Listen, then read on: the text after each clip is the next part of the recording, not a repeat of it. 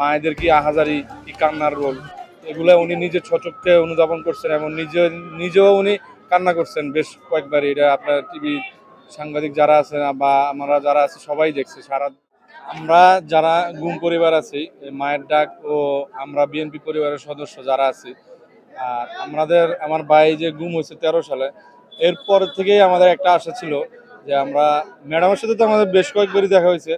যখন তারেক রহমান আমাদের এতদিন এই খোঁজখবর নিছেন বা উনি যোগাযোগ করছেন আমাদের সাথে, এখন আমরা চাইছিলাম যেটা উনি আসার পরে যে কবে নাগাদ আমাদের সাথে দেখা করবে বা আমাদের এই গুম পরিবারের কথাগুলো শুনবে। আপনারা নিশ্চয়ই দেখেছেন ওই দিন চিনমতি সম্মেলন কেন্দ্রে মায়েদের কি আহাজারি, কি কান্নার রোল, এগুলো উনি নিজে সচক্ষে অনুধাবন করছেন এবং নিজেও উনি কান্না করছেন বেশ কয়েকবার। এটা আপনার টিভি সাংবাদিক যারা আছে বা আমরা যারা আছি সবাই দেখছি। সারা দেশের মানুষ, বিদেশে বা সারা বিশ্বে এটা এই উপস্থাপন হয়েছে ওনার যেই অনুভূতিটা।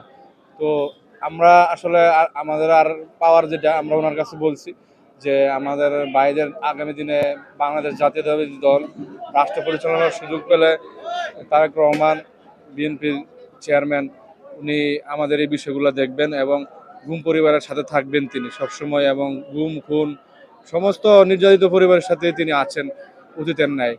তো সামনে আমাদের যে আমরা যা এই আমাদের যে মামলাগুলা, যে গুম পরিবারের বিষয়ে যে আমরা যেই মামলাগুলো করছি এই ইন্টারন্যাশনাল ট্রাইব্যুনালে, তুলিয়াপা আছে আমাদের এই মায়ের ডাকের মেইন সমন্বয়ক, তো উনি সহ আমরা ট্রাইব্যুনালে এগুলা জমা দিয়েছিলাম।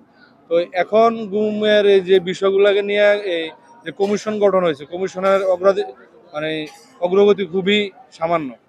এই জন্য আমরা এই যারা আছে আমরা এটার প্রতি এতটা স্যাটিসফাই না।